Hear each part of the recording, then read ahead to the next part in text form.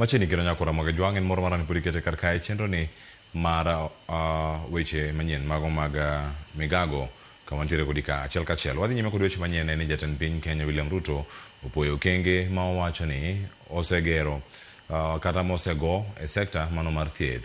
Ruto mane loso e kaunti ma Kakamega kama ne orango e gedo mar osiptal ma Kakamega County Teaching and Referral Hospital owacho ni sekta mano mar thieth osebedo gi dongruok mar reso ngima oganda. Bende otiyo gi thuolono e kwedo josiasa magoyo siasa mag pogo oganda.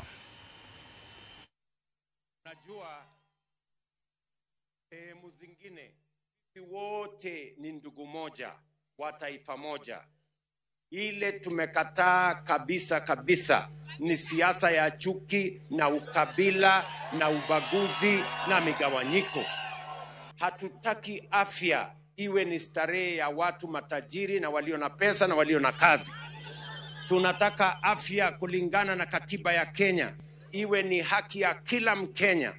Awe na kazi, asiwe na kazi, awe na pesa, asiwe na kazi, maskini na tajiri, sisi wote.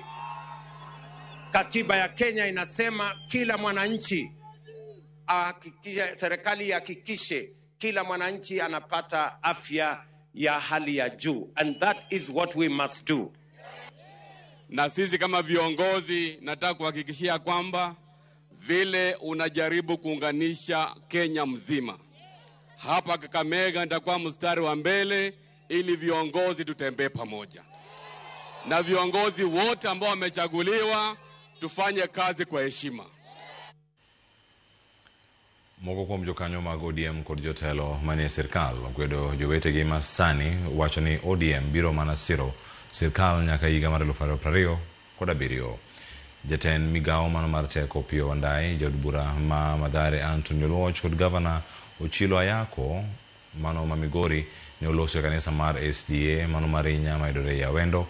Ne giwacho ni sirkal makamano en mana jok manigi paro makamano en siasa makmana ni en mana paro ma orem ni mar dwaro mar oganda nyaka bed mar yudo bere sirkal. No puonja gimoro ni ok wanyal bedo jogo ma jotelo to wakiko wach. If you mean this, say it. Kiyie gi gimoro tiwacho, ko kiyiego bendi wacho. Koro waonge doubt. Once Jakom nonyisowa ni mondo wati kod President William Ruto, to mano e gima watimo. We had no business to challenge him, and we cannot challenge him even in death. And our working with President Ruto is out of our genuine hearts. Ken Miriambo, without any fear of contradiction. The only one we can count on, the only one Mwanyalo watch on has got some results. Mwanyalo neno. Ene manamare manoje mugi kapokotoni. Tomolo ya inya.